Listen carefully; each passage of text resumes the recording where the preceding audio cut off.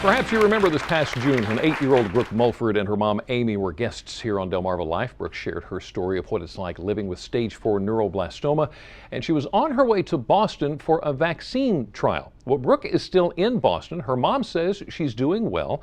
Her tumor remains stable. Brooke's going to get scans again in November. Now, if her disease remains stable or improves, then she'll be able to do 2 more months of the trial, and then it will be complete. By the way, Amy says they are really enjoying their time in Boston. As a matter of fact, Brooke recently got to throw out the ceremonial first pitch at a sold-out Red Sox game. Oh, look at that strike right down the middle. And she got a standing ovation as well. She even got some love from the Boston Red Sox players as one by one they gave her high fives. Well, unfortunately, cancer is a battle so many of our kids are fighting. The American Childhood Cancer Association reports nearly 13,000 children under the age of 21 are diagnosed with cancer every year. 36 kids are diagnosed every day, and about a quarter of them will lose their battle with the disease. But you know, there are ways that you can help kids fight cancer. And joining us today to tell us how are former All-Star pitcher and Cy Young Award winner John Smolttz and pediatric cancer survivor Austin Freeman. John, Austin, thanks for joining us today. Thanks for having us. Some great stuff here. Thanks for having us. This hits kind of close to home for you. As a matter of fact, you've been involved with this in decades. And if I understand correctly, you met a young man by the name of Andrew. Tell us about that.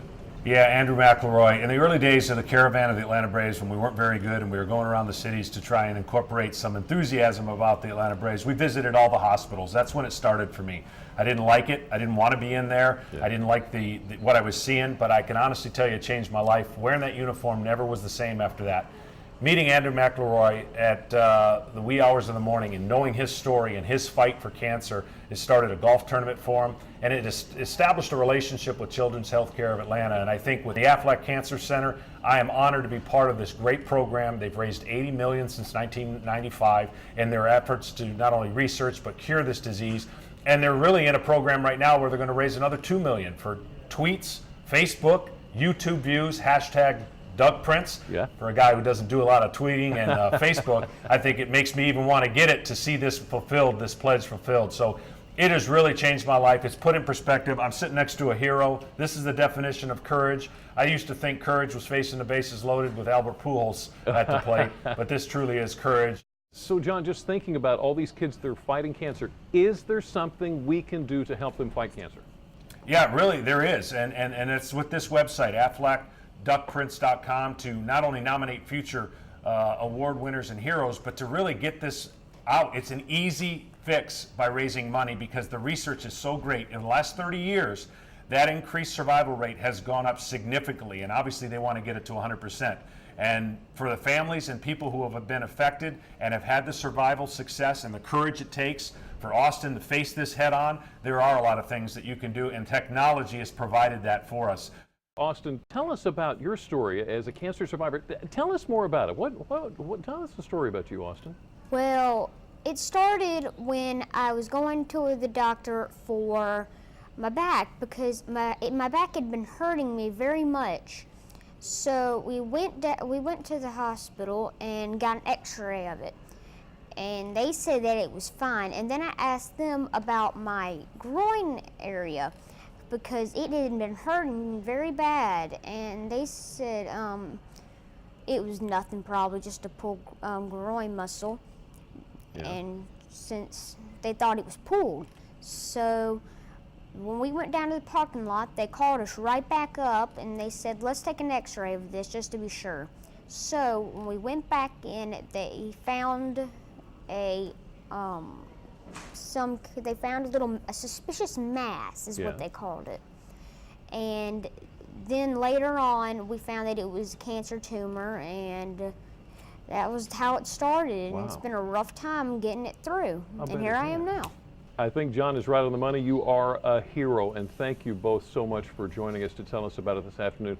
John, before I let you go, can I talk baseball with you for just a second? You got any thoughts on the whole steroid controversy thing? Well, I hope that this year we look back and we go, this was a pivotal year of where it got ugly, it got bad, and we'll never deal with it again. And science will be behind the curve instead of ahead of the curve, and players will notice that this is some serious dealing with the suspension and the future risks that were not as bad as they once were. So I think there's so much great stories going on that the Pittsburgh Pirates since 1992 haven't been in the playoffs. Looks like they're getting there soon. Those are the stories that are going to take precedent. The offseason will have some trickle-down effects of this, or whatever happens with the Alex Rodriguez situation. And then hopefully we're done with it, because baseball has really provided some great stories. In 1 year, there's been some big-time changes, and hopefully this will be the year we look back and go, this is it. This is what changed baseball back to what is America's great game and the purity of and the character of which it exists. All right, you mentioned the Pirates. Who do you think is going to make the playoffs this year? Well, I think, personally, I'd like to see the Braves play the Pirates in some irony of 1992. I think it's a great story for the city of Pittsburgh. Nobody wants to see this length of time go on for a team that doesn't get there. I think the Dodgers and St. Louis and Cincinnati, all those 5 teams that are going to be in the playoffs, some interesting matchups. The Dodgers are a little bit of the favorites in the National League based on what they've done. And the American League, it's going to be interesting as well, with the Detroit Tigers having what I think is the best starting rotation and the capability of what they've learned in the past 2 World Series. I give them the edge in possibly winning the World Series. But as I've said so many times, I'd rather pick next year's Final Four already in the March Madness. That's how hard it is.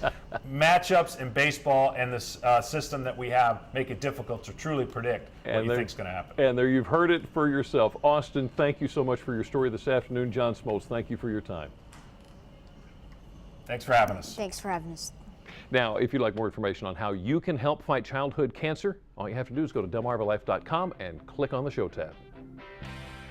As you know, as of last night, the Pirates are in the playoffs. By the way, another health battle that impacts so many of our young ones is suicide. Up next on Delmarva Life, the story of a family who loved to summer in Bethany Beach. We're going to talk to the father of Bo Tack about where you can hear the heartbreaking story of his son's suicide and what can be done to try to prevent it from happening to others. Delmarva Life will be right back.